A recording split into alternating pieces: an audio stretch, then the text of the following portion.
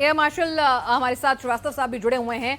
लगातार हम देख रहे हैं कि एलओसी पर गर्जना हो रही है, सुखोई की, मिग की, और साथ ही साथ लगातार कॉम्बैट पेट्रोलिंग मिराज भी कर रहा है, रफेल भी उड़ता हुआ नजर आ रहा है। तो क्या कुछ एक्शन, अगर हम एयर फोर्स की तरफ से समझें, क्या कुछ हो सकता है? किस तरह का प्यूनिटिव एक्शन किया जा सकता है? क्योंकि मल्टी लेवल और मल्टी डायमेंशनल युद्ध की बात की जा रही है। पिनाल, जैसा कि सामने आया है खुल करके कि अभी जो होगा, जिसको कहते हैं अकल्पनीय, वो मल्टी प्रॉन्ग्ड होगा। मल्टी प्रॉन्ग में जिसमें जल धारा को रोकना हो गया, या जल युद्ध कह लीजिए, या जिसमें कोवर्ट ऑपरेशंस की बात की अभी जनरल साहब ने, या फिर उसमें आर्थिक वाली बात की गई कि हम उसको लिस्ट कराएंगे, रीलिस्ट कराएंगे एफएटीएफ में। पाकिस्तान की सबसे बड़ी कमज़ोरी इस वक्त है उनकी आर्थिक अवस्था और व्यवस्था, और मिलिट्री का जो वहाँ पर वर्चस्व चल रहा है उसको तोड़ना है। हमें एक चीज़ ज़रूर करनी है जो अकल्पनीय है, कि वहाँ की जो सेना है और वहाँ की जो जनता है उसके बीच में जो खाई और बढ़ानी है। ये आपने देखा था कि उनके लोग घुस गए थे कोर कमांडर्स के घर में और उसको तहस नहस किया था, सबने देखा था, टीवी में बहुत आया था इमरान खान के टाइम में। तो ये चीज़ हमें और बढ़ानी है, इसके लिए बहुत तरह की चीज़ों की ज़रूरत पड़ती है। ये भी एक युद्ध है, लेकिन मैं आपकी बात पाता हूँ, जो गर्जना हो रही है, अगर वो हमें मैच करना चाहेंगे एक हाई अलर्ट में रहने की, अगर अपने एयरफोर्स को आप हाई अलर्ट में रहते हैं और कॉम्बैट एयर पेट्रोल्स करना चाहते हैं, इसकी कॉस्ट बहुत ज़्यादा है। इस वक्त पाकिस्तान के पास सिर्फ 2 महीने का फॉरेन रिजर्व है, और पाकिस्तान को $470 मिलियन की उनके F-16 को उड़ाने के लिए या उनके पुर्जों की स्पेयर्स एंड मेंटेनेंस के लिए सहायता मिली है यूनाइटेड स्टेट्स। ठीक है, अगर युद्ध होगा तो वो लोकलाइज्ड होगा, और उनके पास इतना पैसा नहीं है, इकोनॉमिकली युद्ध कर नहीं सकते, कोई कि लड़ ही नहीं सकते हैं। ये बात खुद बाजवा साहब ने भी कही थी कि नहीं सस्टेन कर सकते हैं युद्ध। हमारे साथ मेजर जनरल इस वक्त लगातार बिशंबर जी भी आ गए हैं। बिशंबर जी, अगला सवाल जो आपके पास है, हमारे पास जो अब आया है, वो ये कि मिट्टी में मिला देंगे। अब मिट्टी में, मोदी जी ने कहा है कि मिट्टी में मिला देंगे। मिट्टी में मिला देने का मतलब है कि बिल्कुल जड़ से खत्म कर देंगे। ये कैसे होगा? देखिए, आपके साथ काफ़ी नौजवान बैठे हैं और मैं सोचता हूँ देश के कुछ और नौजवान भी हमें सुन रहे होंगे। बड़ी अच्छी बात कही है प्रधानमंत्री ने कि मिट्टी में मिला देना चाहिए हमें पाकिस्तान को। और आज के दिन जो भी कुछ चर्चा में देख रहा हूँ, देखिए काफ़ी लोग कह रहे हैं कि हम उनके टेररिस्ट कैंप को उड़ा दें, उनके टेररिस्ट को उड़ा दें। टेररिस्ट को उड़ाने से पाकिस्तान में कोई दर्द नहीं होता है। आप 100 टेररिस्ट मार दो, एक माता रोती नहीं मिलेगी। भारत के 2 नागरिक मार दो, 10 माताएं रोती हुई मिलती हैं। भारत पिछले 35 साल से इस दुख को झेल रहा है।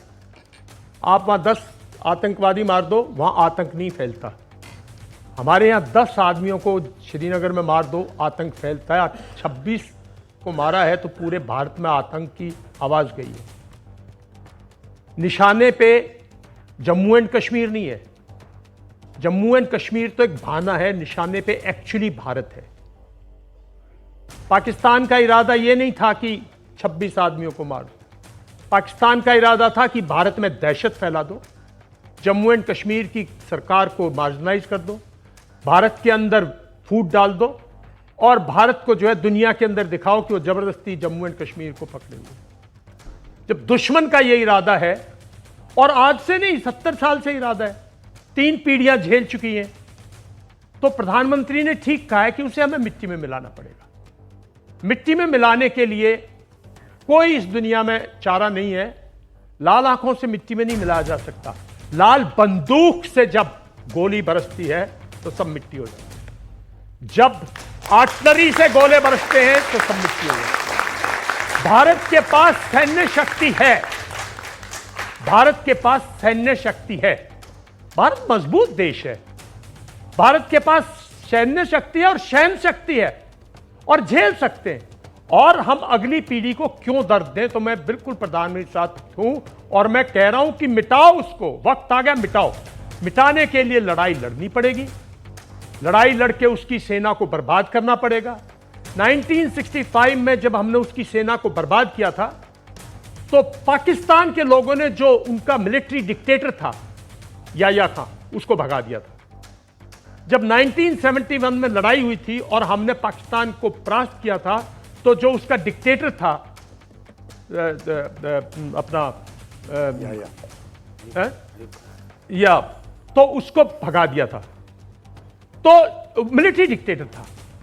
तो जो आज पाकिस्तान है उसको पाकिस्तान के शरीफ साहब नहीं चला रहे, मुनीर साहब चला रहे जनरल, वो डिफैक्टो वहां के डिक्टेटर हैं।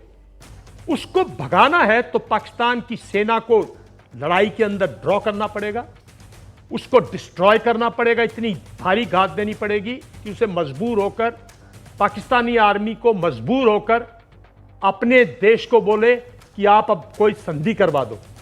जब हमारी टर्म्स पे लड़ाई होगी, हमारी टर्म्स पे पाकिस्तान संधि के टेबल पर आएगा, जब जाके पाकिस्तान मिट्टी में मिलेगा, जब जाके ये जितनी दर्दनाक हमारे 35 साल का दर्द है सब कम होगा। इसके लिए नौजवान साथियों, देश को इसके लिए काफी सेक्रीफाइस करने पड़ेंगे, लेकिन पीढ़ी दर पीढ़ी दर्द झेलने से अच्छा ये है कि ये पीढ़ी, हमारी पीढ़ी अभी खत्म नहीं है।